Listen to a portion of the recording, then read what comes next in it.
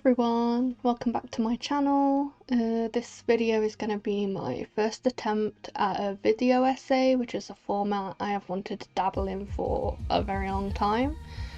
For this video I'm going to combine two of my special interests, vocals and J-pop idols. I've been a fan of J-pop idols since 2010, and although I am not a professional or trained in any way, I have always had an interest in singing and performance. If you have spent any amount of time in J-pop fandom circles or even K-pop fandom circles, you may have come across posts such as these.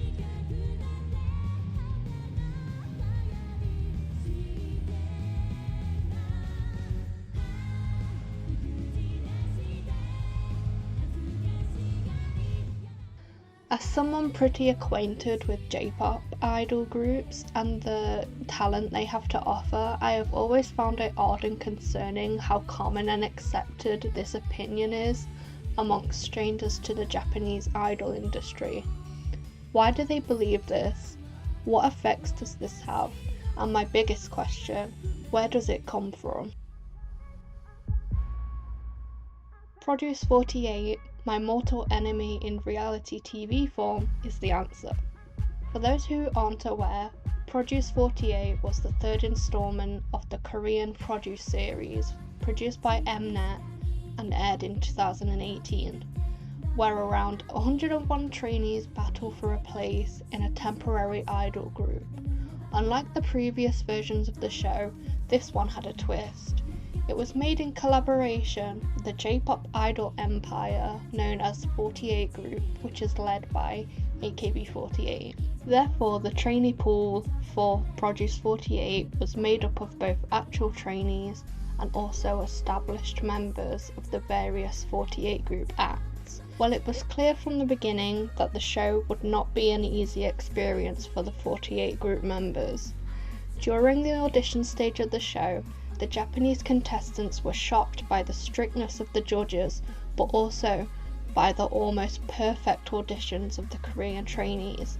They discussed how different the Korean idol trainee system seemed to be compared to their own experiences as Kenkyusei, where they did not receive formal vocal and dance training, but rather learnt from their seniors as understudies at their group's theatre. The idea of having fun on stage rather than being a perfect artist was also mentioned as being important to the ethos of the 48 Group idols. When the audition segment of the show concluded, the majority of the 48 Group contestants were ranked lower than the Korean contestants by the judges.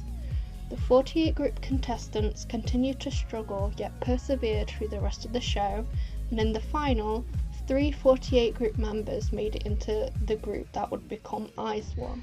Miyawaki Sakura of HKT48, who finished in second place, Yabuki Nako, also of HKT48, finished in sixth place, and Honda Hitomi of AKB48 finished in ninth place.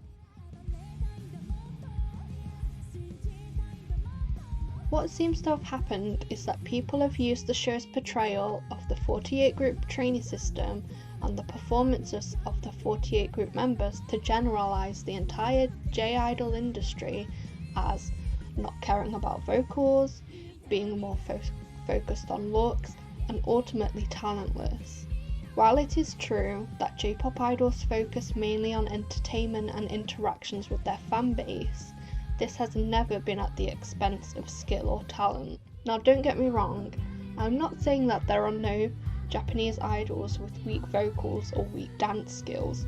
Of course those idols exist, and we still love them, but they are not the standard. There are good vocalists, average vocalists, great vocalists, and weak vocalists in J-pop, just like in any other music industry, including K-pop. The trainee system used by 48 Group is also not an industry standard. There are countless idol companies, all of which have their own systems, many of which offer professional vocal and dance training. It is kind of ridiculous and prejudiced to discredit an entire industry of artists in this way, especially when it is based on a biased reality show.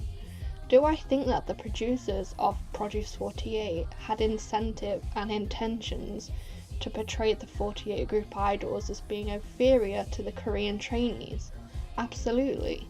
K-pop industry executives would have a lot to gain from discrediting such a powerful and successful rival industry, especially when their own artists are often blocked on the Japanese charts by AKB48 and their sister groups.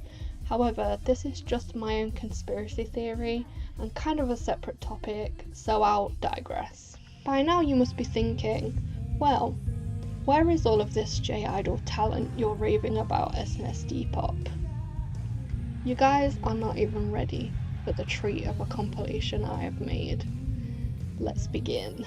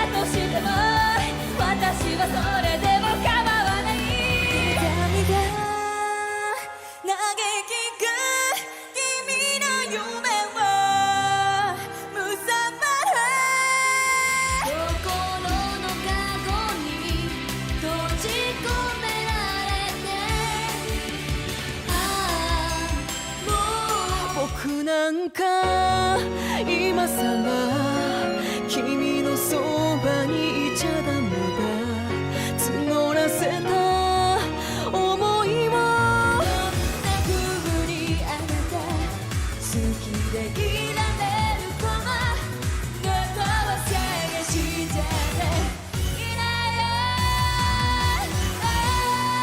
キスをあげるよ